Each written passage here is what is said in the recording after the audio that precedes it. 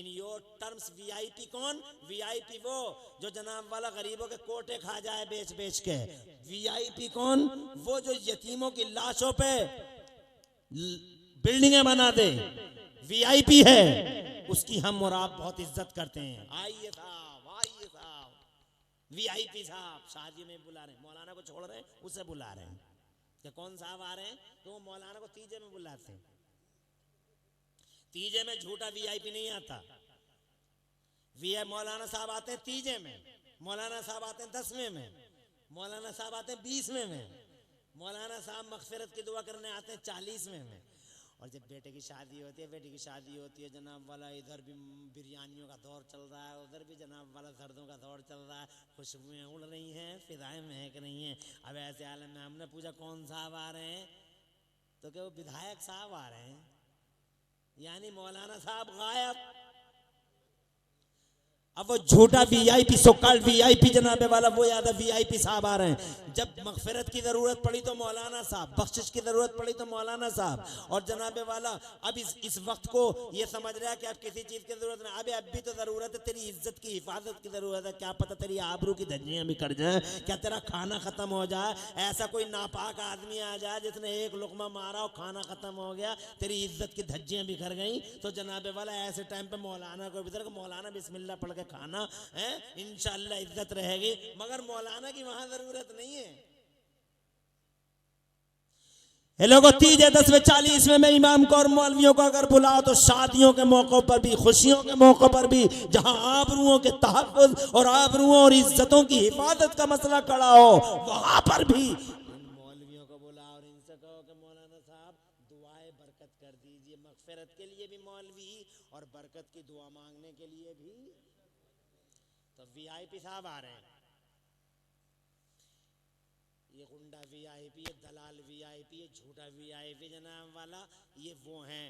हम अजीब हो गया हमारा दिमाग, हमने रातों को दिन कह दिया और दिनों को रात कह दिया। आज हम गरीब को, मालदार को कहते हैं बाबूजी, गुंडे को कहते हैं बाबूजी, और गरीब भोला भाला सीधा साधा कोई नमाजी हो, अरे बड़ा सीधा यार, ये बड़ा सीधा क्या पागल ही समझो बेचारे को।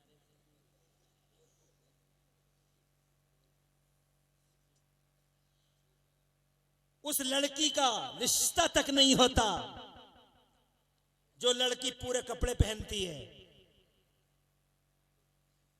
पूरे कपड़े पहनती है, आस्तीनों से हाथ ढकती है, जिसके जंपर लंबे लंबे हों, जो मुस्तफ़ा जाने रहमत की सीरत का पूरा पालन करे। मोहल्ले की लड़कियां ही उस पे जनाब वाला निकतचीनी करती हैं कि इस तरक्की के दौर में कितनी पीछे रह गई बेचारी, भोली है, बड़ी सीधी है। अजी सीधी क्या, पागल है बेचारी।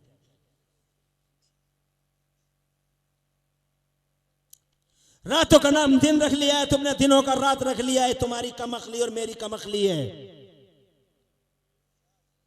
वीआईपी गुंडों को कहते हैं, वीआईपी कातिलों को कहते हैं, वीआईपी मर्डररों को कहते हैं, वीआईपी झूठों औबाशों और जनाबे वाला बलात्कारियों को हम वीआईपी कहते हैं। मगर अल्लाह के यहाँ वीआईपी कौन है?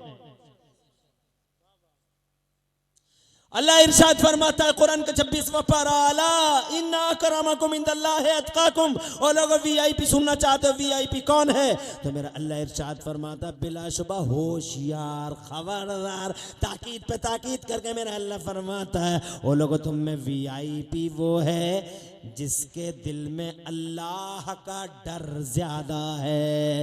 हजरात मोहतरम, जो हमने ये देखा अल्लाह का डर ज्यादा है तो वीआईपी है, इसका सीधा मतलब ये हो गया कि वो जो अल्लाह वाला है वो वीआईपी है। इसका सीधा मतलब ये हो गया अगर वीआईपी देखना हो तो सिद्दीक़ अकबर को देख लो, वीआईपी फारूक आज़म है, वीआईपी उस्मान गनी है, वीआईपी मौला अली है, करबला का हुसैन वीआईपी है। अगर वीआईपी देखना हो तो 6 महीने के अली असगर को देख लो, 18 साल अली अकबर को देख लो, सकीना को देख लो, वीआईपी हैं। शहरबानों को देख लो, वीआईपी हैं। अगर वीआईपी कोई देखना हो तो जनाबे वाला ये सैयदा उम्मुल खैर है, जिलान की हैं, वीआईपी हैं। अगर वीआईपी का जलवा देखना चाहो तो बगदाद में गौसे आदम अब्दुल कादिर जिलानी का चेहरा देख लो, वीआईपी देखना हो तो अजमेर का गरीब नवाज देखो, दिल्ली का निजामुद्दीन, करियर का अलाउद्दीन, ताजुद्दीन, हमीदुद्दीन, मजीदुद्दीन, फजलुल्लाह, हाफिज शाह, जमालुल्लाह, पीलीभीत का शाहजी, सब बदायूं का सुल्तानुल आरिफीन। अगर वीआईपी देखना हो तो बरेली वालों की छोछा का मखदूम अशरफ, जागीर समनानी देखो, वीआईपी का चेहरा देखना हो तो बरेली वालों, बरेली में आला हजरत मुजद्दिद दीन व मिल्लत मोहसिन सुन्नियत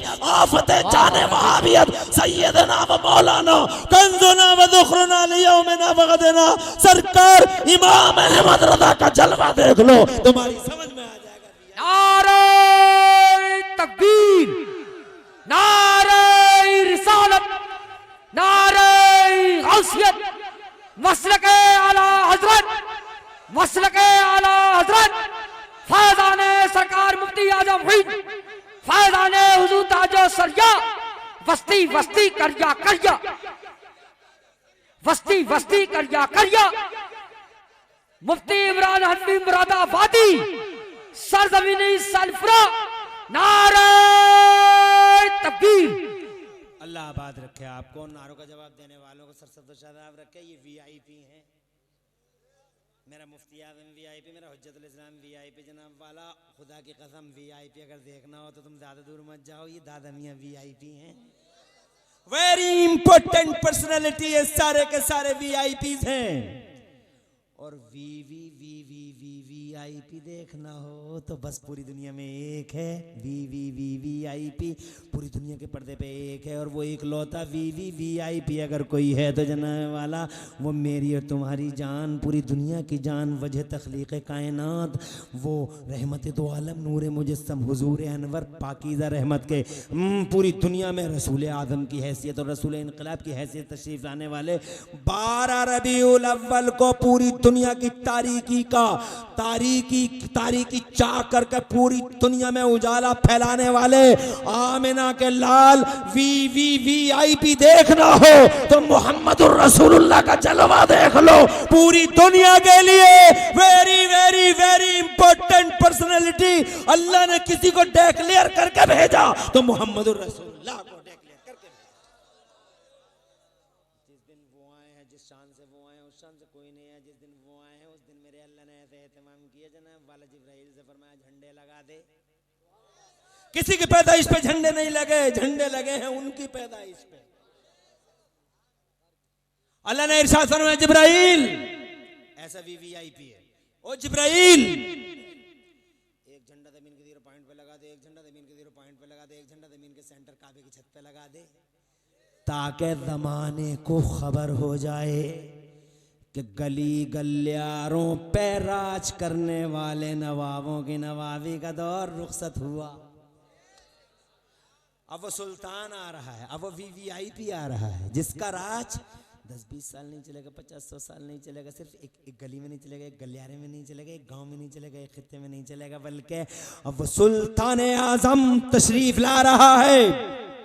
होशियार खबरदार, वो सुल्तान आ रहा है जिसका राज चांद और सूरज की आंखें पथरा जाने तक, क़यामत तक पूरी दुनिया के हर हिस्से में, समंदरों में, खुश्कियों में, आबादियों वीरानों में, जंगलों और मंगलों में अगर किसी का राज पूरी दुनिया में क़यामत तक अगर किसी का राज चलेगा तो बस अब मेरे मोहम्मद का राज चलेगा। ताज सजेगा तो मोहम्मद का, झंडा उठेगा तो मोहम्मद का, और डंका बजेगा तो मोहम्मद का। बरेली वाले आला हजरत इमाम अहले सुन्नत मोहसिन सुन्नियत हुज़ूर सैयदना इमाम अहमद रज़ा फ़ाज़िल बरेलवी फरमाते हैं कि कर्नो बदली रसूलों की होती रही, कर्नो बदली रसूलों की होती रही, जोर से बोलो, अरे कर्नो बदली रसूलों की होती रही और चांद बदली का निकला हमारा। वो वीआईपी हैं, ये वीआईपी हैं,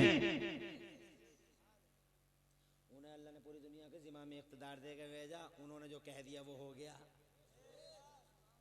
रसूल आज़म सल्लल्लाहु अलैहि वसल्लम को सबसे ज्यादा इल्म दे के भेजा, सबसे ज्यादा पावर दे के भेजा।